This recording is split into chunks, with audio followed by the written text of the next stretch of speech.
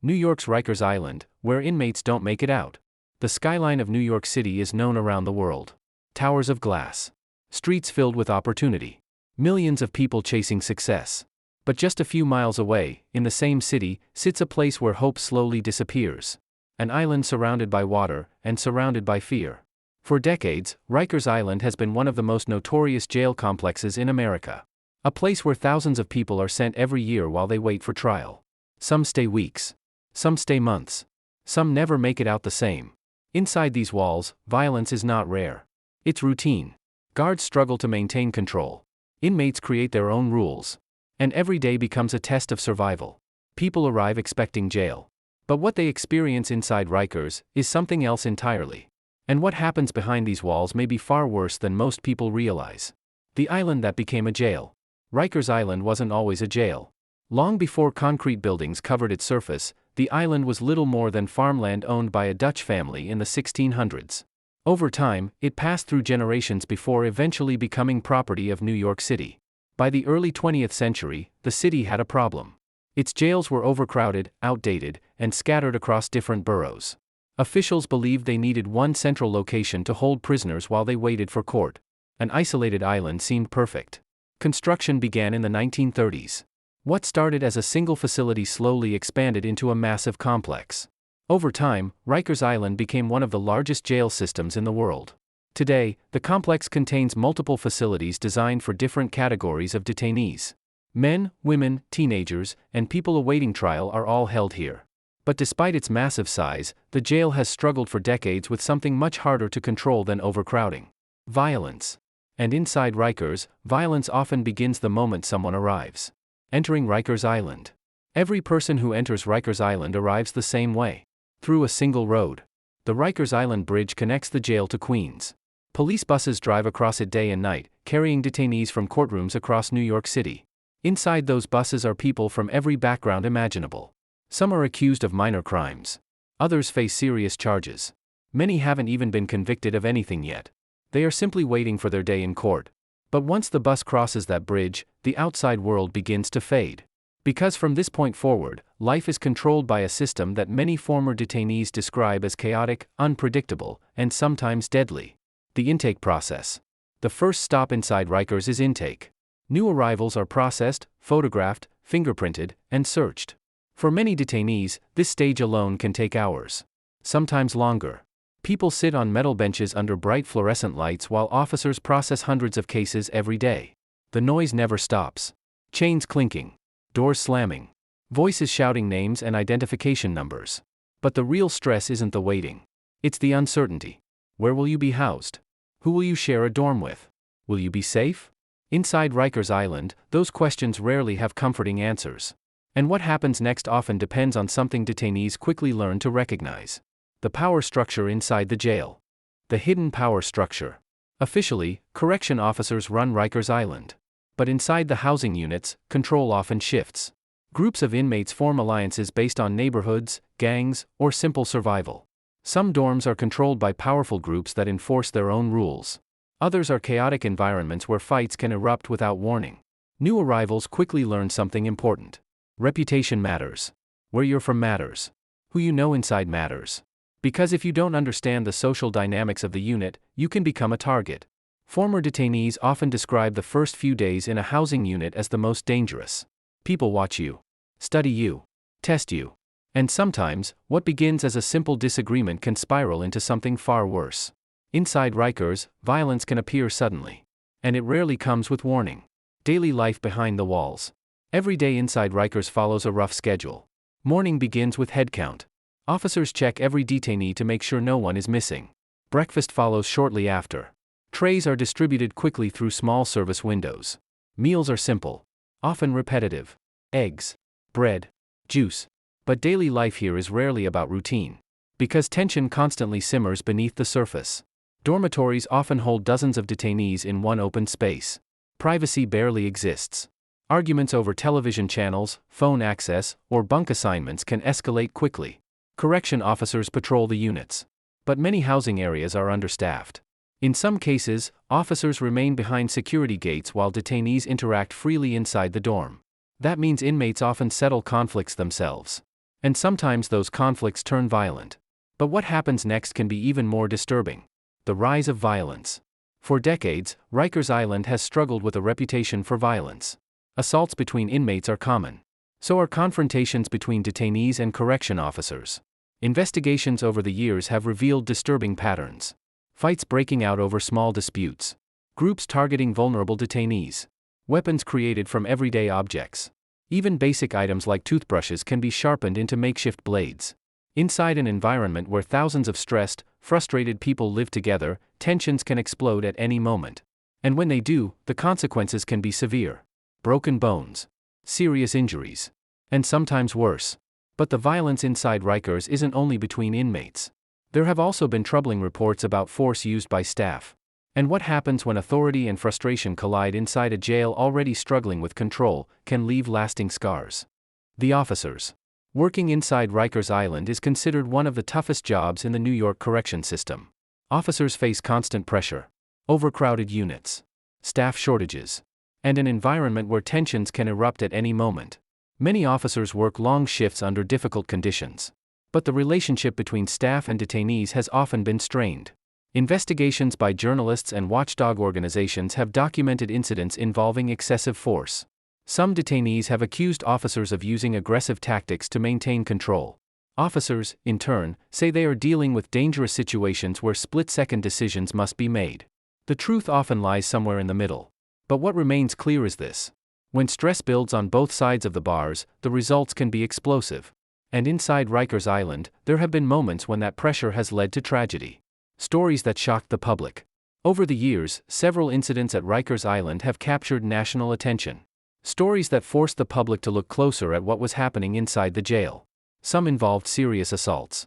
Others involved detainees who died while in custody. One of the most widely discussed cases involved a young man named Khalif Browder. Arrested at just 16 years old, Browder was accused of stealing a backpack. Unable to afford bail, he spent nearly 3 years on Rikers Island awaiting trial. Much of that time was spent in solitary confinement. Eventually, the charges against him were dropped. But the psychological damage from his time inside the jail had already taken a heavy toll. His story sparked national outrage. It also raised a troubling question. How many others had similar experiences, without their stories ever becoming public? Solitary confinement. One of the most controversial practices at Rikers Island has been solitary confinement. Detainees placed in these units can spend up to 23 hours a day alone inside small cells. Contact with others is minimal. Meals are delivered through narrow slots in the door. Human interaction becomes rare. Officials argue that solitary confinement is necessary to separate dangerous detainees from the general population. But critics say the psychological effects can be devastating. Studies have shown that prolonged isolation can cause anxiety, hallucinations, and severe mental stress. For young detainees especially, the impact can be long-lasting. Over the years, public pressure forced New York officials to reduce the use of solitary confinement. But debates continue over whether the practice should exist at all. And for those who experienced it, the memories rarely fade. Survival inside Rikers. For detainees who spend months inside Rikers Island, survival becomes a daily calculation. You learn quickly who to trust and who to avoid. Some inmates form alliances for protection. Others keep to themselves and try to stay invisible. Phone calls become lifelines to the outside world. Visits from family provide rare moments of relief. But every day still carries uncertainty. Will a fight break out today? Will tensions rise during recreation time? Will an argument spiral into something worse? Inside Rikers, survival often depends on reading the room, understanding the mood, and knowing when to walk away. Because even small mistakes can carry serious consequences. And what happens during moments of chaos inside the jail can change lives forever. A system under pressure. Over the years, calls to reform Rikers Island have grown louder.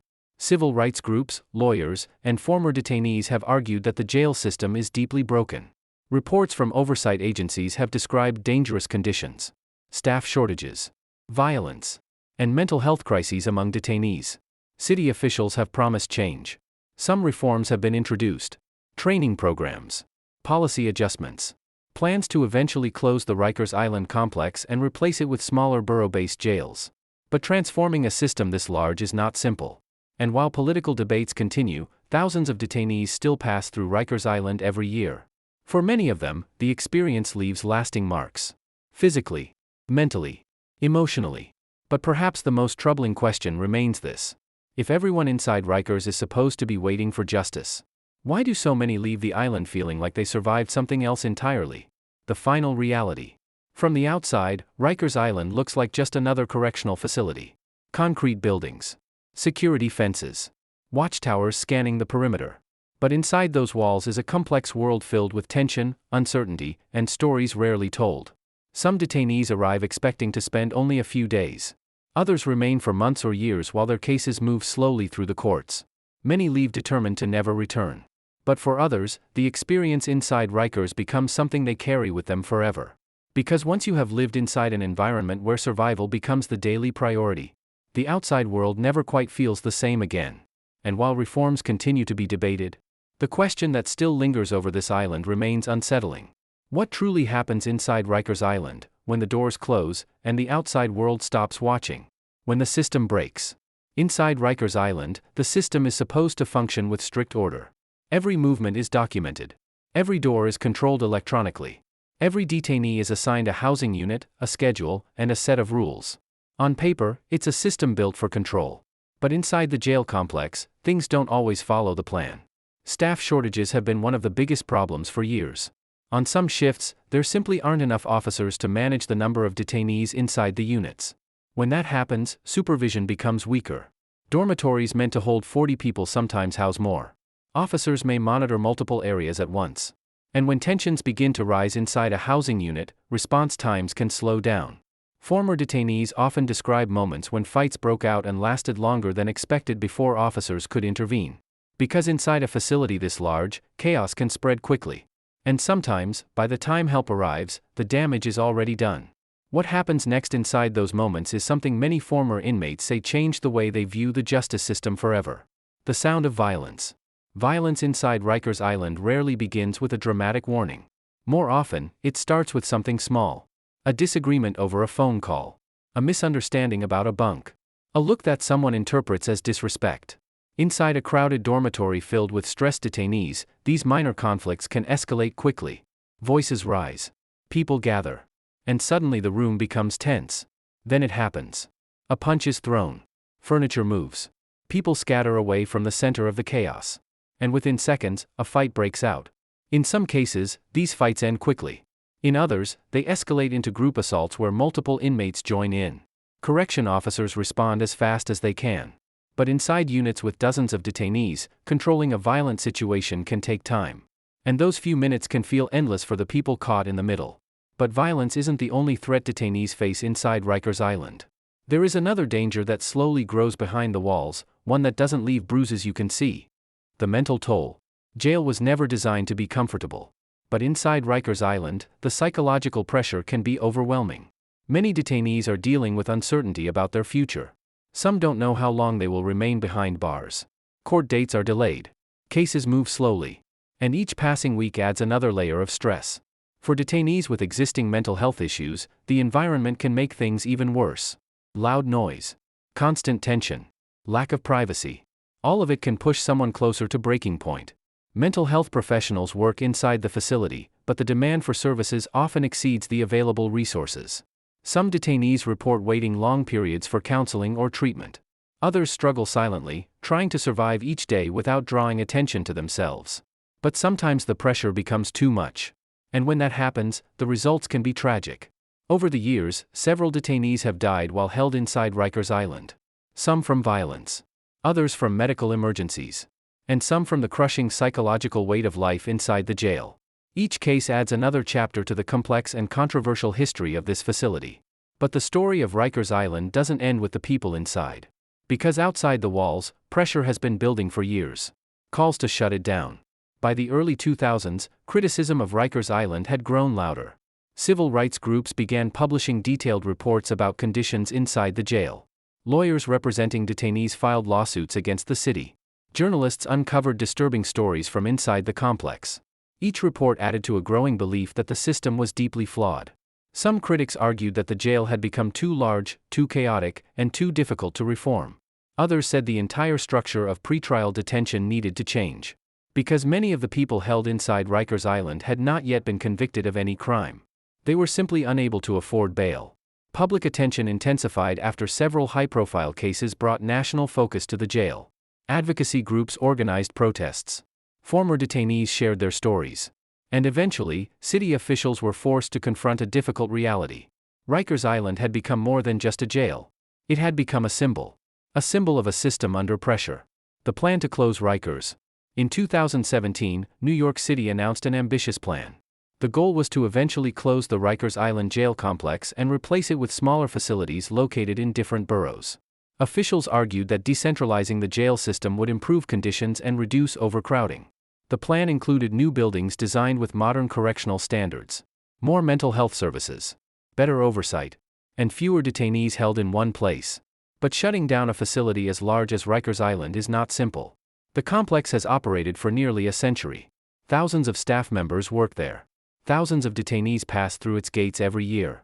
Closing it requires new construction, legal changes, and massive logistical coordination. And as the debate continues, the island remains active. The jail complex still operates today. And every morning, buses continue to cross the bridge carrying new detainees inside. The bridge back to the city. For those who eventually leave Rikers Island, the trip back across the bridge can feel surreal. Some are released after posting bail. Others leave after their cases are resolved. The moment the gates open and they step outside again is often described as overwhelming. Fresh air feels different. The sound of traffic replaces the echo of steel doors. The world suddenly feels larger again. But freedom does not erase the memories. Former detainees often describe vivid recollections of their time inside the jail. The noise of the dormitories. The tension during headcounts. The uncertainty that followed every argument or confrontation. For some, the experience becomes motivation to rebuild their lives. For others, the psychological scars linger long after they leave the island. And the reputation of Rikers Island continues to follow them. The reputation of the island. Few correctional facilities in the United States carry the same reputation as Rikers Island. For decades, the name alone has been associated with violence, controversy, and reform debates. It has appeared in news headlines, documentaries, and court cases. Politicians argue about its future. Advocates demand change. Correction officers continue working inside its walls. And detainees continue arriving every day. The island sits quietly between the Bronx and Queens, surrounded by water. From a distance, it almost looks peaceful. But those who have spent time inside know the truth. Behind the fences and concrete walls lies a system under enormous pressure. A place where thousands of lives intersect under difficult conditions. A place where survival often depends on understanding the rules that aren't written anywhere. And where the experience of one day inside can leave a lasting impression. For nearly a century, Rikers Island has stood as one of the most controversial jails in America. Its buildings hold stories of violence, survival, reform efforts, and unanswered questions. Some believe the facility represents everything wrong with the modern jail system. Others argue that it reflects deeper problems within society itself. Either way, the island has become impossible to ignore. Because inside its walls are thousands of people waiting for their future to be decided. Some will return to their families. Some will face long sentences elsewhere. And some will leave the island carrying memories that never fully fade. For now, Rikers Island still stands. The buses still cross the bridge. The gates still open and close. And the story of what happens inside continues to unfold, one day at a time.